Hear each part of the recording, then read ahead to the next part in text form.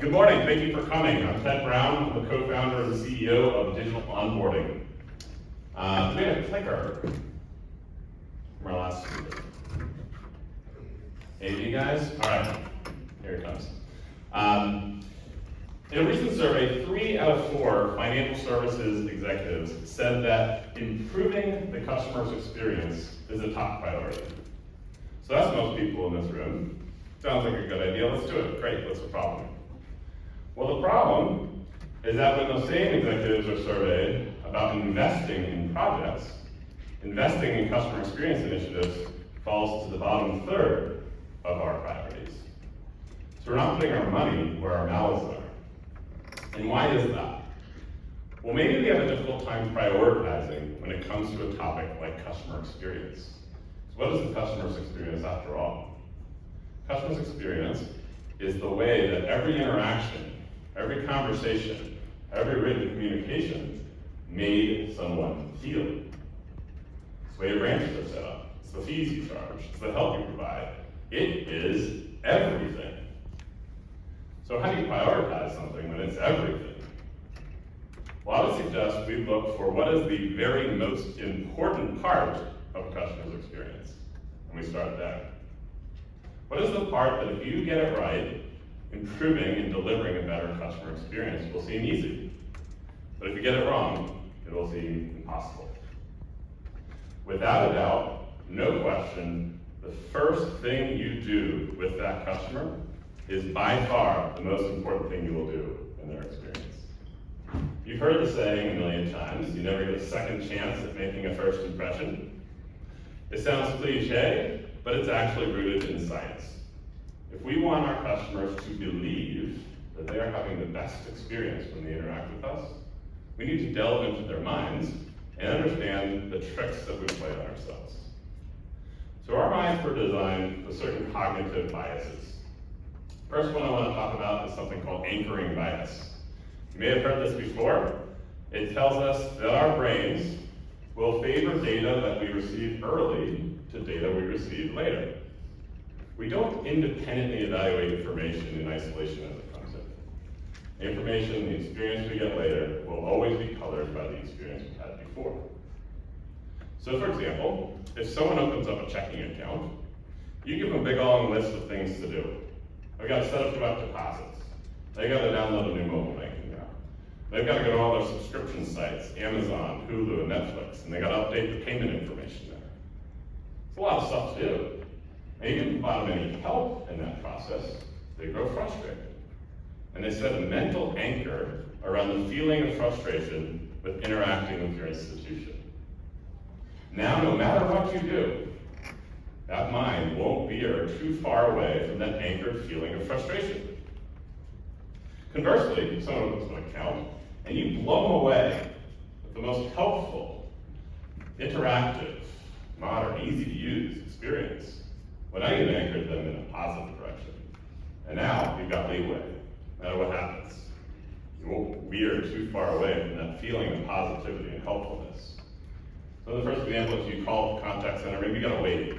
Maybe it's only 30-second wait, not a big deal, because they're anchored in frustration. It's a very long wait for them. You've anchored them with helpfulness and positivity. Oh, I'll wait 30 seconds, that's not a big deal. Heck, I'll wait a minute, 5 minutes, because I'm anchored in a feeling of helpfulness and usefulness. Same outcome, or same problem, 2 entirely different outcomes. The next cognitive bias, a little trick I want to talk about, is called the halo effect.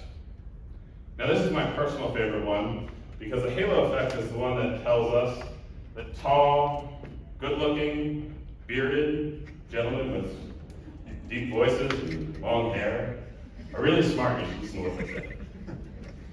Okay, I embellished it a little bit. If you look it up, it might not exactly say that, but the halo effect is a real, true, well-researched cognitive bias that tells us that our minds, based off what they first think about a person or institution, will associate positive or negative qualities to that institution, whether it knows those qualities to be true or not.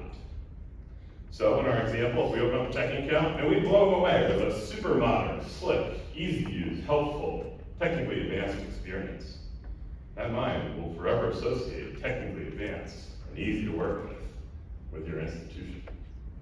But like our anchoring bias, it is also a double-edged sword. If we blow it out of the gate, our first experience is an outdated, wholly unhelpful stack of paperwork and things to do. We blow it because we got no chance. So now we talk about mind tricks that we can use to help people feel their experience is great with us. What does a good first impression experience look like? Well, customers are looking for their interactions with us to be personalized, whether that's in the branch or through digital. They're looking for guidance, and they want access to help instantly when they need it. If we blow it out of the gate with these three things, there's no recovery. So think about what is the experience you provide initially for a brand new customer or member. Well, I'm willing to bet if it's in the branch, it's actually pretty good. Probably welcome with a very friendly person who will sit down with you with up to an hour, tell you about the product, help you get set up and going with it. But what happens when that person opens the account online? What personalized guided help do you provide in that scenario? The answer for almost everybody in this room is absolutely none. Sure, I know there's a welcome kit packet of brochures that gets sent out in the mail. Really? That's it?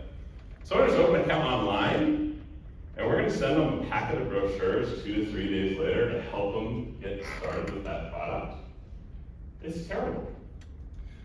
So I spent a decade with the company building the industry's very first online account opening platform. So believe me when I tell you, people who open up accounts online are frustrated.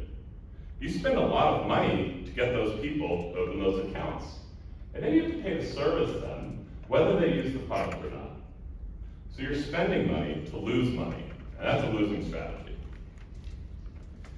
So when we built the digital onboarding, engagement, and activation platform to help you solve this problem. It's based off this concept of a digital, personalized guide that gets created for each one of your customers or members. You get helpful reminders, texts, emails, taking you along that process with helpful hints.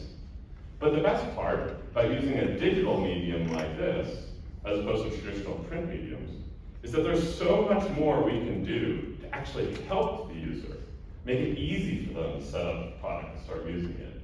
Make it actually kind of fun that you can do in the traditional medium. So for example, with a couple clicks, we can instantly set up direct deposits. No forms to fill out, don't have to talk to HR, don't have to remember your account number. Boom, it's done right in the session in that digital guide. Next, a couple more clicks, we can have you log into your subscriptions, Amazon, Hulu, Netflix, wherever you pay your bills, and put the new card on file so that the next payment comes off that card. Simple, easy. Next, we can enroll them in any service, courtesy pay, e-statements, with just a click. You don't have to log into anything. You don't have to navigate through different screens. And then, if they trip up in that process, we give them instant access to help, video chat. You can have the same personalized experience that you would get in the branch from the comfort of your own home. These are just very few things that this platform is designed to do, amongst many, many more. I don't want you to leave the room thinking that this is just about activating a checking account. It's really not. There are so many opportunities to improve the way you engage with your customers and members digitally. And they're not showing up to the branch quite as often as they used to. In ways that will improve the performance of your business and help you ultimately achieve that goal of delivering on a better customer experience. So I'm almost out of time, but if you were late with anything, I want you to remember that the first impression is absolutely the most important part of the customer's experience. And that we have to start putting our money where our mouths are and investing and fixing it. And we'd love to help you.